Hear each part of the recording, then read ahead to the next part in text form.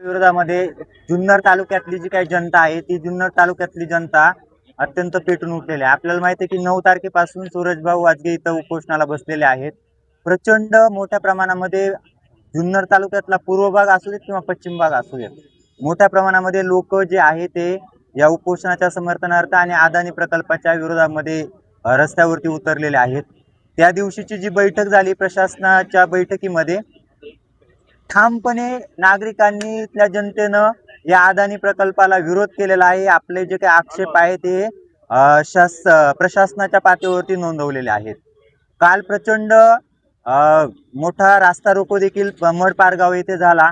लोकांचा जो काही आक्रोश आहे तो दिसू लागला आता खरं म्हणजे, आणि मला वाटतंय हा जो काही लोकांचा आक्रोश आहे हा कदाचित जिल्हाधिकारी साहेबांना जर दिसत नसेल तर मला वाटतं की हे आमच्यापेक्षा त्यांचं जास्त दुर्दैव असेल। कारण की याची जी काही परिणामकारकता आहे, आम्ही मागच्या 2-4 दिवसांपासून जे गावागावांमध्ये तरुण फिरतायत, तर तरुण गावांमध्ये जायच्या आधीच लोक त्यांना सांगतायत की उद्या 17 तारखेला जे काही पुण्यामध्ये प्रदूषण नियंत्रण मंडळाच्या कार्यालयासमोर जे काही आंदोलन होणार आहे, तर त्या आंदोलनासाठी उत्स्फूर्तपणे लोकांनी तयारी केलेली आहे। उत्स्फूर्तपणे लोकांनी गाड्या ठरवल्या आहेत। तरुणांनी स्वतःहून पुढाकार घेऊन तिथलं सगळं जे काही उद्या जायचं नियोजन केलेलं आहे।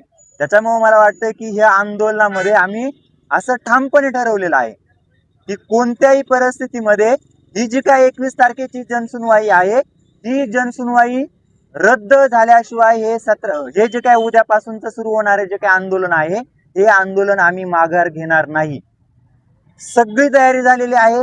लोक स्वतःहून जे काही त्यांच्या सगळ्या घरामध्ये फक्त जनावर सांभाळायला एक माणूस असेल आणि बाकी सगळी लोक ही रस्त्यावरती उतरणार आहेत। त्याच्यामुळे कलेक्टर साहेबांना एकच मला या निमित्तानं इशारा द्यायचा आहे की कोणत्याही परिस्थितीमध्ये जनसुनवाई रद्द करण्याच्या अनुषंगानं तडजोड होणार नाही।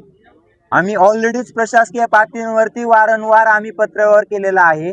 प्रशासकीय पातळीवरती कलेक्टर साहेबांना एक वेळेस उपजिल्हाधिकारी मॅडम सोबत बैठक झालेली आहे, एक वेळेस जिल्हाधिकाऱ्यांसोबत बैठक झालेली आहे।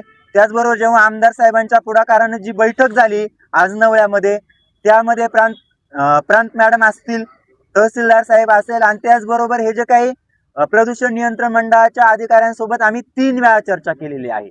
आणि इथं उपोषणाच्या स्थळी जर विचार केला तर 4 वेळा आतापर्यंत आम्ही हे जे काही प्रदूषण नियंत्रक मंडळाचे जे अधिकारी आहेत त्यांच्यासोबत चर्चा केलेली आहे। त्याच्यामुळे मला वाटतंय की ना जिल्हाधिकारी साहेबांच्या मनामध्ये पेसा कायद्याविषयाच्या अनुषंगानं काही शंका राहिलेल्या असतील, ना प्रदूषण नियंत्रण मंडळाच्या अधिकाऱ्यांमध्ये काही शंका राहिलेल्या असतील। जनता, आमची सर्वसामान्य जी जनता आहे त्या सर्वसामान्य जनतेला आता पेसा कायदा पाठ झाला, आमचा पेसा कायदा पाठ झालेला आहे। हा प्रकल्प जो आहे तो कशा पद्धतीनं पेसा कायद्याचं उल्लंघन करतोय हे जर सर्वसामान्य आमच्या जनतेला आता पाठ झाला असेल तर मला वाटतंय की जिल्हाधिकारी साहेब असतील किंवा हे प्रदूषण नियंत्रण मंडळातले अधिकारी असतील यांचं शिक्षण तर अर्थातच जास्त आहे। त्याच्यामुळे मला वाटतंय की कोणतीही चर्चा करण्याची आवश्यकता नाही। दुसरा मुद्दा, आमच्या तालुक्यातले जे काही सर्व पदाधिकारी आहेत किंवा जे काही राजकीय पुढारी सगळे आहेत, आमचे विद्यमान आमदार साहेब असतील किंवा माजी आमदार साहेब असतील, या दोघांची भूमिका देखील या प्रकल्पाच्या विरोधामध्ये आहे। त्यांनी ठामपणे त्यांची बाजू पत्रव्यवहार देखील केला आहे, त्यांनी जनतेसमोर सगळं मांडलेलं आहे। खासदारांशी सुद्धा परवाच्या दिवशी खासदारांशी देखील आमची चर्चा झालेली आहे। आमचे पदाधिकारी जे आहेत ते चर्चा केलेली आहे।